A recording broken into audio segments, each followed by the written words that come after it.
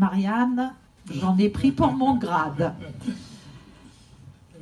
Vous faites parler les morts et vous leur donnez les mêmes vertus que les vivants.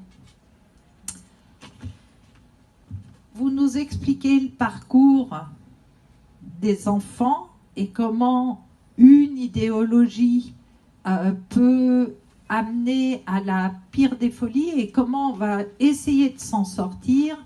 Donc les identités multiples, vous connaissez, déboulonner les préjugés, vous connaissez.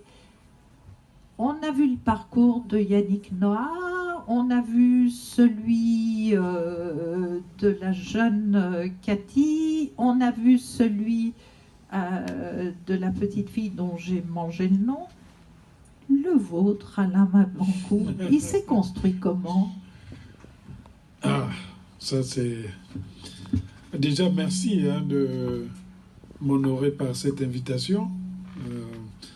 Quand je reviens à Lyon, c'est toujours avec plaisir.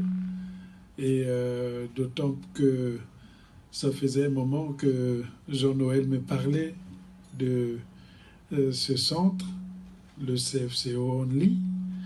Pour le retenir, je prends toujours l'acronyme du chemin de fer Congo-Océan. Hein? Il y a un Larsen, je ne sais pas si... moi qui fais le Larsen. Voilà. Ah, mais merci. Donc, pour mes souvenirs, je pense toujours les chemins de fer Congo-Océan, c'est CFCO, vous, c'est CFCO Only. Et donc, c'est très proche dans ce sens. Ce que vous faites est extraordinaire. Ce que vous faites est utilitaire et salutaire. Et je viens, c'est vrai aussi pour cela. Je viens aussi pour entériner une amitié profonde que j'ai pour Jean-Noël, qui, je le rappelle, parce que vous ne le savez tous pas, on a été au lycée ensemble avec Paul Moubembe qui est quelque part, et il était toujours le chef de classe. Il a cette sorte d'autorité naturelle. Parce que vous savez, au Congo, nommer un chef de classe, ça passe pas par une élection. Hein. Le professeur arrive, le maître ou le professeur arrive, 2-3 jours de classe, il voit celui devant lequel la plupart des étudiants font allégeance.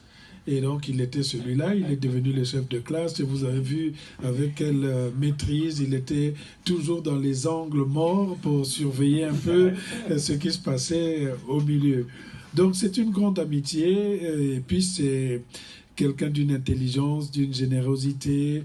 Ça m'a fait plaisir de voir que nos parcours qui s'étaient séparés se sont retrouvés plus tard. Et s'est retrouvé enseignant. Moi aussi, qui était plutôt dans le sens des affaires, puisque moi j'avais fait du droit des affaires, le droit à Paris-Dauphine. Votre ancien maire ou ministre de l'époque, Raymond Barre, était mon prof d'économie à Dauphine, les Alain Minck, etc.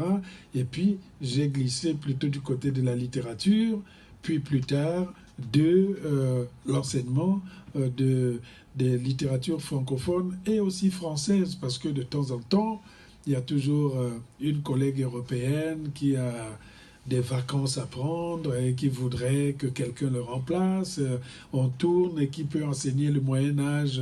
Eh bien, j'enseigne parfois la littérature médiévale française. Hein, c'est un peu terne, mais c'est bien. J'aime les romans de chevalerie, j'aime les combats de cap et d'épée, j'aime tout ce qui se passe, le réalisme balzacien, le symbolisme, tout.